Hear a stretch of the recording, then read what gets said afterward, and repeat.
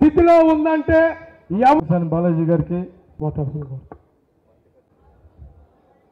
ఈ కార్యక్రమానికి అనేకమైనటువంటి అభివృద్ధి సహకారంతో రాబోయే 4 సంవత్సరాల్లో ఈ రాష్ట్రంలో ఉన్నటువంటి పార్టీ పండగే కాదు.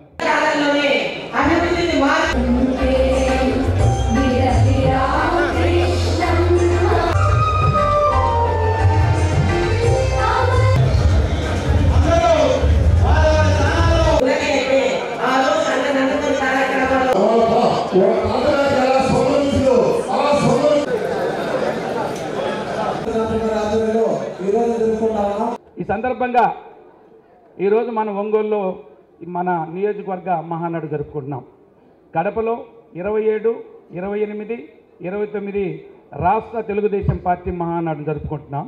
ఆ సందర్భంగా ముందుగా నియోజకవర్గ స్థాయిలో, జిల్లా స్థాయిలో మహానాడులు జరుపుకుంటూ ఇక్కడ వచ్చే ఫీడ్బ్యాక్ని రాష్ట్ర కమిటీకి అందించి రాష్ట్ర కమిటీ తద్వారా భవిష్యత్తులో తెలుగుదేశం పార్టీని ఎలా ముందుకు తీసుకెళ్ళాలి, లేదా భవిష్యత్తులో ఈ రాష్ట్ర సంక్షేమాన్ని అభివృద్ధిని ముందుకు తీసుకెళ్ళడానికి పార్టీ పరంగా ఏమేమి చర్యలు తీసుకోవాలనేటువంటి ఆలోచనకు ముందుగా నాందిగా నియోజకవర్గాలు, జిల్లా స్థాయిలో ఈ మహానాడులు జరుగుతున్నాయి. ఈరోజు ఒంగోలు నియోజకవర్గం, ఎల్లుండి 23వ తేదీ సాయంకాలం 4 గంటలకు బృందావన కళ్యాణ మండపంలో మరలా జిల్లా స్థాయి మహానాడు జరుగుతుంది. దానికి మన ఇన్ఛార్జి మంత్రివర్యులుగా ఉన్నటువంటి శ్రీ ఆనం రామనారెడ్డి గారు కూడా వస్తున్నారు. మీ అందరికీ తెలుసు, గత 42 సంవత్సరాలుగా ఈ రాష్ట్రంలో తెలుగుదేశం పార్టీ చేస్తున్నటువంటి ఒక పోరాటం ప్రజల కోసం.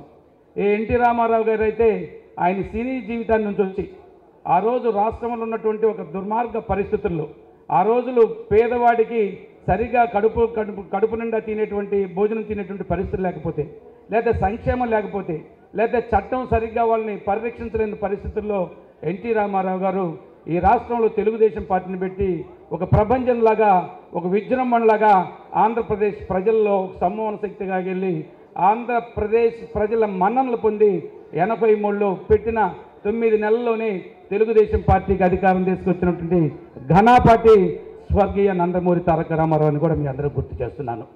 ఆ రోజున్న పరిస్థితుల్లో ఎన్టీ రామారావు గారు ఒక్కడే రాష్ట్రాన్ని కాపాడగలరు. ఎన్టీ రామారావు గారితో వాళ్ళ సారథ్యంలోనే ఆంధ్రప్రదేశ్ అభివృద్ధి చెందుతుంది. గత 40 ఏళ్లుగా ఏదైతే కాంగ్రెస్ పార్టీ పెత్తనం చేసిందో, కాంగ్రెస్ పార్టీ రాష్ట్రాన్ని వెళ్ళిందో, దేశాన్ని వెళ్ళిందో, ఆంధ్రప్రదేశ్లో దుర్భర పరిస్థితులు ఉన్నప్పుడు ఎవరు మాకు దిక్కు అనేటువంటి అలమటిస్తున్న పరిస్థితుల్లో నేనున్నాను మీకోసం, నా రాజకీయ సినీ జీవితాన్ని సైతం వదిలి మీకోసం వస్తున్నానని చెప్పి ముందుకు వచ్చినటువంటి ఎన్టీ రామారావు గారు.